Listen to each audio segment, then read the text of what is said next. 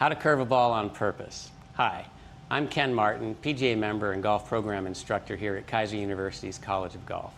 Be certain to like and subscribe these videos. So, how to curve a ball on purpose. A golf ball actually curves in the air because of something called the tilt of its spin axis. So that's kind of interesting. A lot of people think that a ball curves because of side spin, but actually it's the tilting of the spin axis. And the spin axis is simply the axis around which a golf ball spins. So in golf, the golf ball is down on the ground, and I put these tees in through the side so that you can actually see that this golf ball, if it's struck below the equator, it's going to make the golf ball have backspin.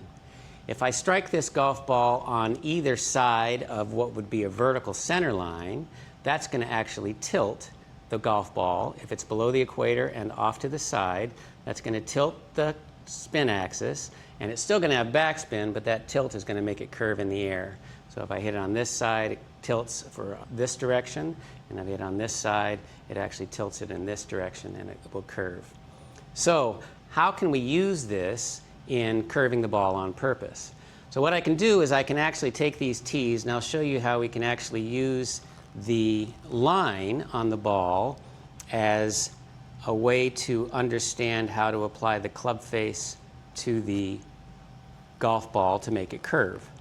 So if I use the line now as a vertical orientation and I have the spin axis off to the side, that might make it a little more clear that if I strike the golf ball with a square face directly on this vertical line, that'll give it perfectly pure backspin and the ball will fly straight.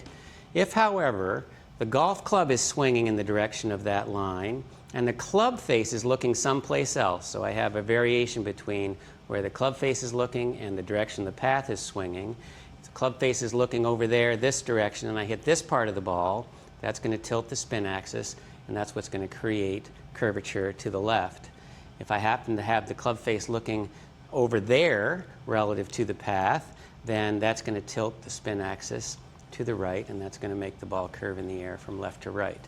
So out on the golf course, you could actually, or on the driving range maybe first, is to actually use a golf ball with a line on it. And if you set the line up with it indicating the path, we could say, well, if I wanted, me being right-handed, if I wanted this ball to start to the right, I could actually point the path to the right and then intend to bring the golf club in looking to the left of that path, and that should give me curve in the air from right to left.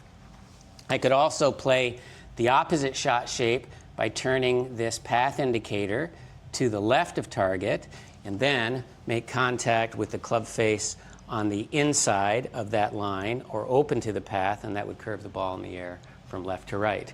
And then I could always, of course, point this path directly at the target and try to square the face exactly on the back of that golf ball so that the face was square to the path and I'd have a perfectly straight backspin and straight shots.